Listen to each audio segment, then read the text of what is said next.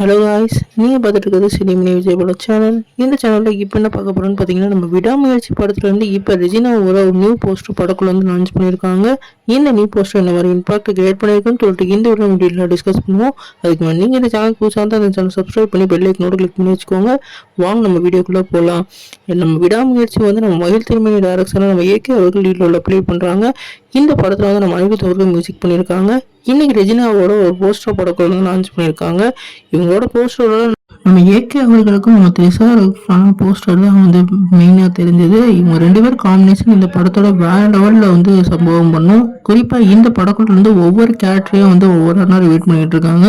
First அர்ஜுனோட கேரக்டரை வந்து reveal பண்ணியிருந்தாங்க. இந்த லுக்ல வந்து நம்ம அர்ஜுன் அவர்கள் வேற லெவல்ல இருக்காரு. நம்ம மங்காத்தாக்கு அப்புறம் நம்ம ஏகே கூட வந்து நம்ம அர்ஜுன் அவர்கள் இணைஞ்சிருக்காரு.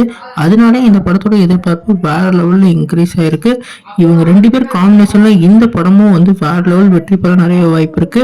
ரெண்டாவதா நான் வந்து ஆரோவோட புகைப்படத்தை வந்து லான்ச் பண்ணியிருந்தாங்க. நம்ம ஆரோவுக்கும் இந்த படத்துல வந்து ஒரு மெயினான ரோல்னு சொல்லலாம். நம்ம ஏகே கூடிய டிராவல் ஆகிற மாதிரியான ரோல் வந்து இந்த படத்துல இருக்க போது. பிக் பாஸ்க்கு அப்புறம் வந்து இவர் பிரபலம் ஆனாலும் அவர் வந்து நடிச்ச படம் வந்து அவ்வளவா சக்சஸ் கொடுக்கல. ஆனா இந்த படம் வந்து அவருக்கு வந்து முக்கியமான கதாபாத்திரமாகவும் சினிமாவில் ஒரு வேற லெவல் சம்பவம் நிறைய வாய்ப்பு இருக்கு. நம்ம விடாமுயற்சியில ஒவ்வொரு ப்ரொமோஷனும் வேற லெவலில் இருக்கு. நீங்க இந்த போஸ்டர் பார்த்தீங்கன்னா உங்களுக்கு என்ன தோணுச்சுன்னு கமெண்ட் பண்ணுங்க.